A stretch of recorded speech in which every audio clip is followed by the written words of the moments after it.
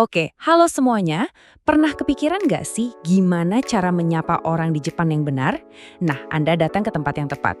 Yuk kita langsung aja bedah panduan soal salam dalam bahasa Jepang ini. Kita nggak cuma bakal bahas halo atau selamat tinggal loh. Kita akan benar-benar masuk ke dunia salam dalam bahasa Jepang yang ternyata, wah, kaya banget sama konteks dan nuansa budayanya. Ayo kita mulai. Soalnya gini, di Jepang itu salam bukan sekedar kata-kata. Sering banget ada gerakan fisik yang penting, namanya ojigi atau membungkuk. Ini adalah tanda hormat yang mendalam dan jadi bagian yang gak terpisahkan dari interaksi sosial mereka. Oke, kita mulai perjalanan kita seharian di Jepang ya.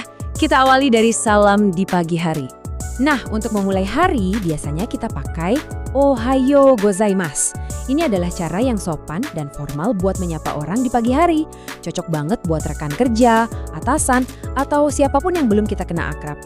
Tapi kalau lagi sama teman atau keluarga, ceritanya beda. Kamu bisa lebih santai dan cukup bilang Ohayo. Nah, perbedaan ini penting banget loh buat diingat. Nah, seperti yang bisa Anda lihat di sini, konteks itu segalanya. Di sebelah kiri kita lihat suasananya formal di kantor. Terus di kanan lebih santai bareng teman. Kelihatan banget kan gimana situasi bisa mengubah tingkat formalitas yang kita butuhkan.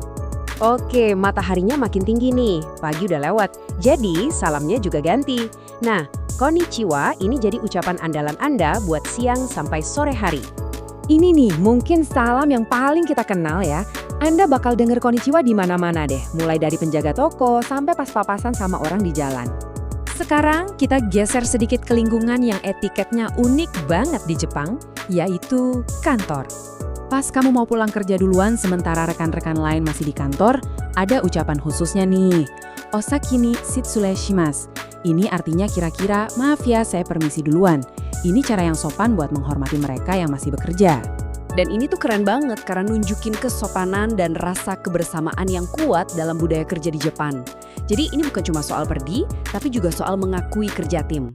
Nah, sebagai balasan, rekan kerja kamu kemungkinan besar bakal bilang, Otsukare sama deshita. Ini cara yang indah buat menghargai kerja kerasmu seharian. Artinya kurang lebih, kamu pasti capek, tapi dalam konteks apresiasi. Seiring malam tiba dan jam kerja selesai, salamnya pun ganti lagi.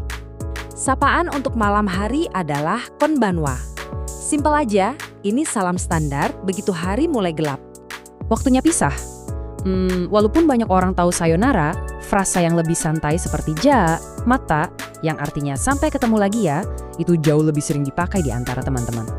Dan buat menutup hari, pas sebelum tidur, kamu bisa pakai oyasuminasai yang lebih formal untuk nunjukin kesopanan, atau singkat aja jadi oyasumi kalau sama keluarga dan orang terdekat.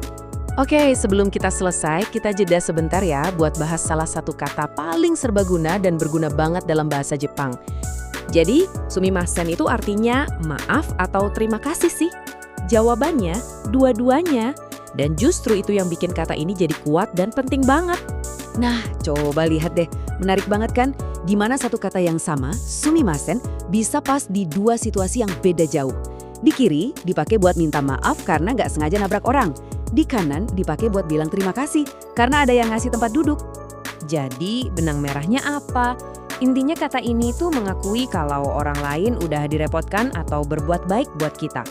Jadi ini campuran antara maaf ya udah ngerepotin sekaligus makasih atas kebaikannya. Nah, biar benar-benar jago soal salam di Jepang, kita perlu bahas 2 poin terakhir yang krusial banget. Dan ini lebih dari sekedar kata-kata. Pertama, kita bahas sayonara. Walaupun ini terkenal di seluruh dunia, kata ini jarang banget loh dipakai dalam obrolan sehari-hari. Sayonara itu punya nuansa perpisahan selamanya. Seolah-olah kamu gak bakal ketemu orang itu lagi untuk waktu yang lama. Jadi pakainya hati-hati ya. Dan yang terakhir, jangan lupakan ojiji atau membungkuk. Seperti yang kita lihat di sini, membungkuk itu bagian yang gak bisa dipisahkan dari percakapan. Seberapa dalam bungkukannya, itu menunjukkan tingkat rasa hormat. Mulai dari anggukan kepala santai sama teman, sampai bungkukan yang dalam di situasi formal. Bahasa nonverbal ini sama pentingnya dengan kata-kata yang kamu ucapkan. Jadi sekarang kamu udah punya bekalnya nih. Kira-kira salam mana yang mau kamu coba pakai duluan? Mempraktekkan frasa-frasa ini bukan cuma soal bisa ngomong bahasanya, Tapi, ini langkah pertama buat terhubung lebih dalam dengan budaya dan orang-orang Jepang. Selamat mencoba!